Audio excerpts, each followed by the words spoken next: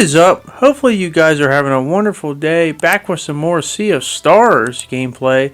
And today I want to showcase a RPG that I want people to know its presence, know what it is, and go out there and actually go play the game. Because I feel like this is going to be one of those games that I hope I'm wrong, but unfortunately I don't want it to be forgotten just because not many people are aware of it. Because I'll admit I was one of those people.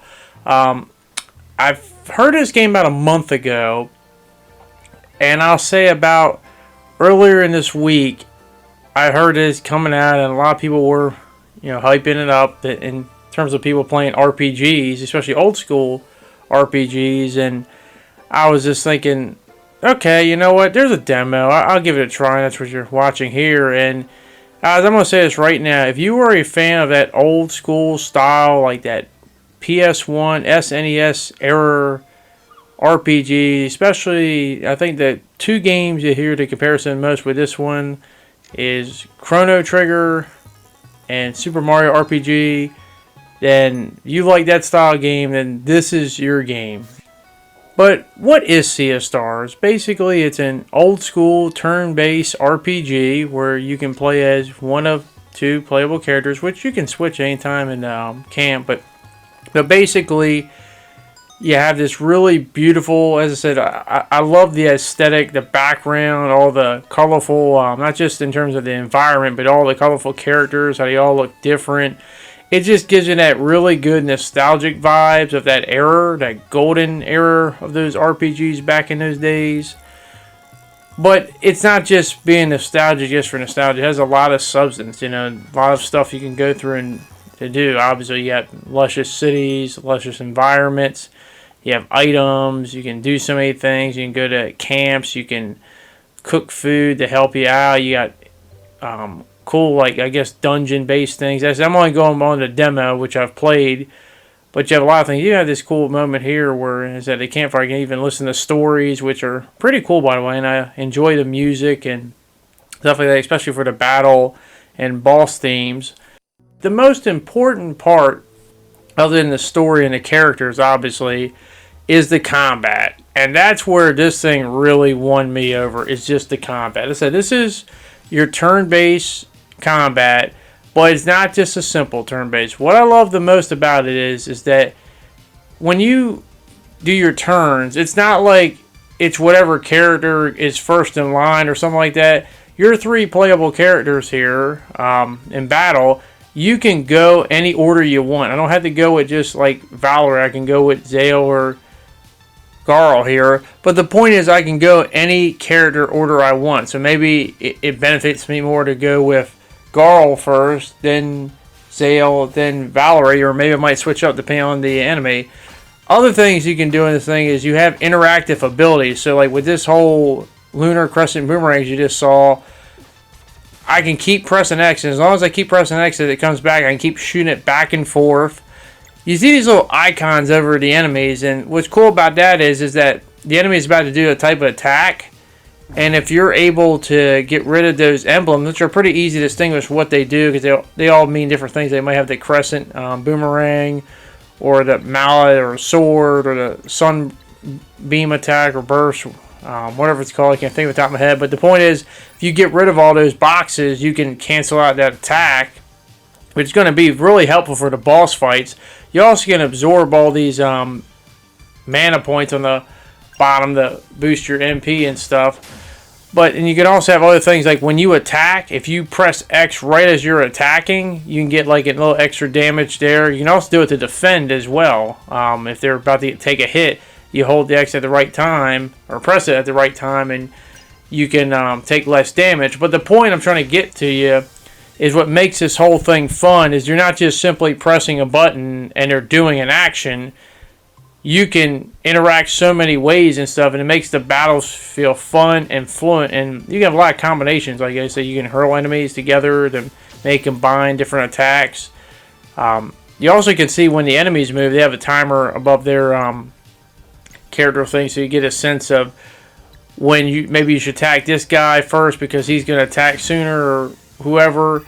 But there's so many things going on, so much dynamic and stuff. And by the way, as I said before, I enjoyed the music for the battle theme, but it's a lot of fun. It's really a lot of fun, and you also have these combo attacks as you get longer in a battle. You build it up so you can do things. So here's another interactive thing. You hold this thing long enough and you let it go at the right time, you get a really powerful attack, and that's one of those icons you might need to use for other things. But the Moonerang definitely is my personal favorite of all the interactive abilities, because when you really get one really good, it can last for a long time. As long as you keep pressing X at the right time, you keep shooting this thing back and forth, and when you get one really good, it's a great feeling, and it feels pretty fast, but it keeps getting faster and faster. But it's a lot of fun, it's a lot of fun to do this really well, and that's the most important thing. If you have a fun battle system in these type of games, you're going to be playing this game for a long time, and it's just something about it that makes this whole thing cool. And obviously you can level up and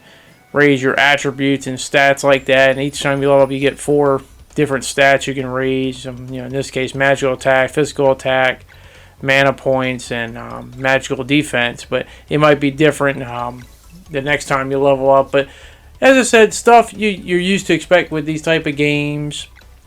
But it's just that combat. The flow of combat really, really shines in this game, and I can't wait to play more. Then you get to the boss fights, and the boss fights, you can see they have 5 emblems over them for a big, massive attack. And if you aren't smart enough and strategic enough to plan to get rid of all those emblems, then you suffer massive, huge attack here. But boss fights are a lot of fun. So this is the only boss fight major one in this demo, but it was a lot of fun. As I said, like, one wrong move could have been the end of me, but obviously, as I said, you got other things. I show you the combo attacks where you can combine stuff, but you can also have combo attacks if you have enough of the thing maxed out to not just attack people, but also to heal you as well. But you have a lot of options, and I think that's where this thing is really going to be a lot of fun. It's funny because, as I said, it wasn't a game that I really had on my radar. I just kind of heard the name. I was like, okay, whatever. But, I want to give these type of games a chance, because I feel like there's a lot of great games like this, but they're not the big, AAA or well-known franchises. But I just feel like there's a lot of good games like this, and they just get unnoticed, unknown. And hopefully, if there's anything this video, I hope, highlights this, more people to be aware of this game and get more notoriety, so more people go out there and play it. And another thing, it's $35, so it's not a full price game either. So $35 on all the systems, I believe. Switch, Xbox, PlayStation. It's just it's got a lot of accessibility for anybody pretty much owning anything to play this game, and it's about half the price of a normal game. So overall, I just want more people to notice this. As I love this era. I love this era of RPG. It definitely gives me a great nostalgic vibe. I like modern RPGs, but I also like I like a mixture of stuff. And as I said, that Chrono Trigger mixed with Super Mario RPG definitely is the biggest comparison here with this game, and I can definitely see it. And if this demo can give me this much excitement, I wonder how the rest of the game can. And I really cannot wait to play as it comes out in a few days. And I'm definitely going to be picking this thing up and seeing what else we can do with that. But that is my opinion. I want to hear your guys' opinion. Have you ever heard of this game?